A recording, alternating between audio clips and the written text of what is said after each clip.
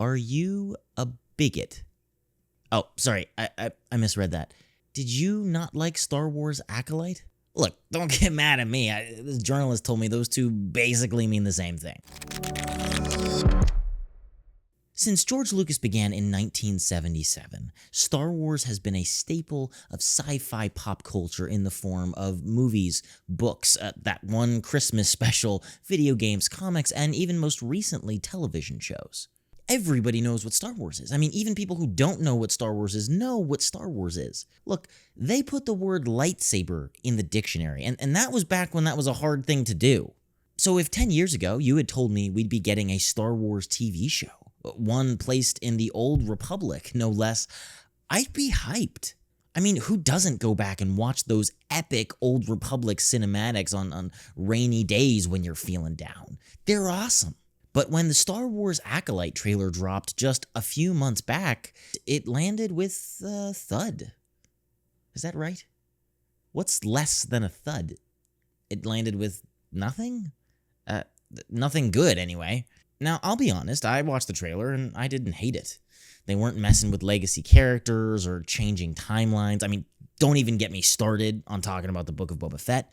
And like I said before, who doesn't love the Old Republic? I mean, it is a bit strange that back then, apparently there were no white male Jedi, but hey, I don't know all the canon. The plot looked halfway decent, and despite, popular opinion, I thought the action looked cool.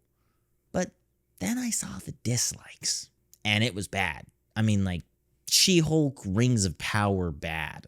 I was confused. I mean, what happened? Was this simply because all Star Wars fans are sexist, racist bigots looking for another thing to hate? Another bit of video clickbait, another headline? But over 700,000 of them? I mean, journalists were quick to say that was the case, but we'll get to that in a second, because in reality, this narrative just didn't add up. Rogue One was well received despite its female lead and diverse cast. People loved The Mandalorian, which featured Chilean-born Pedro Pascal and the strongest of strong female characters, Cara Dune, played by the former MMA star Gina Carano. People loved Lando Calrissian, Mace Windu, and when it came to Finn, they wanted to see more, not less of him. So, what's the missing piece? Well, to put it simply, context. Context is everything. And it's the reason why the Star Wars ACOLYTE trailer was so badly received. See, for the past 10 years or so, we've been force-fed, repackaged nonsense again and again and again and told it was Star Wars. Sure, there were the occasional gems along the way, diamonds in the rough, but those projects were quickly outlasted, outshouted by a cacophony of mindless art. Work that demonstrated a lack of understanding when it came to the Star Wars property, the soul of the work that drew fans to it in the first place. Bad writing, bad editing, laughable dialogue, all to the tune of millions of dollars. Look, George Lucas was no perfect man, and there are certainly problems with the prequels and even the Clone Wars, but at least he cared. Yeah, he did things for business. Sold toys, made merch. I mean, but what do you think the Ewoks were? And ironically, it's probably this business savvy that made him sell Star Wars to Disney in the first place. Some people call him a sellout, but he was an artist first, an artist who learned the business. Disney? It's just a business that on occasion can accidentally produce art. That's the world that the Star Wars ACOLYTE trailer dropped into. I mean, if any of this was really about judging the story on its merits and making good art, then why did Disney, journalists, certainly urged on by Disney, release a slew of articles excusing the show's failure on the basis of racist, sexist, backwards fans before it even premiered? It's corporate and sleazy and casts a cloud of scrutiny over the motivations for the whole thing. But I'm an honest critic, so tonight, I watched episode 1 and 2 of Star Wars ACOLYTE, so you didn't have to.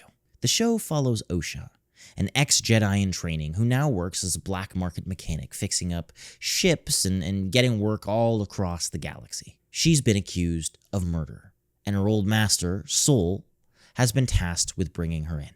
So throughout episode 1 and 2, we follow Soul as he treks across the galaxy, confident that his former Padawan must be innocent, that there must be another explanation, that there must be another culprit. Now, in all honesty, episode 1 and 2 were awful. It felt like the first draft of a bad Star Wars fan fiction. A mess of disjointed scenes lazily strung together to try and make up 2 whole episodes. Characters and their motivations were non-existent, following the whims of the writers and doing and saying whatever was needed for the contrivances of the plot. And speaking of plot, the pacing was terrible, with the overall plot racing at lightning speed and the individual scenes feeling slow and empty. The show is supposed to be a mystery, a crime thriller set in the Star Wars universe, but the mystery was non-existent. And either I watched too many trailers or the plot was so predictable that there was practically no tangible suspense in either of the 2 episodes. In tone, it felt nothing like Star Wars.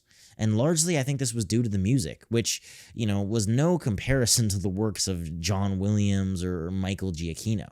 But it was also the underlying philosophy, the themes and ideas present in the character, the world, and the work, which really had as much to do with Star Wars as George Lucas does now.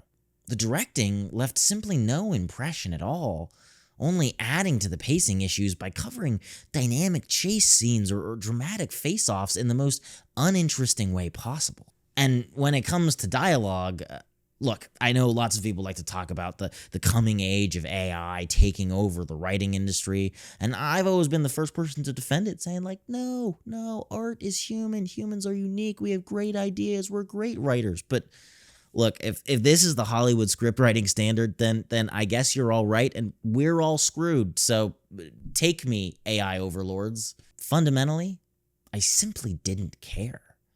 I couldn't, even though I tried. It was like there was this film of corporate mediocrity which enveloped the whole project, and as a viewer was seemingly impossible to penetrate.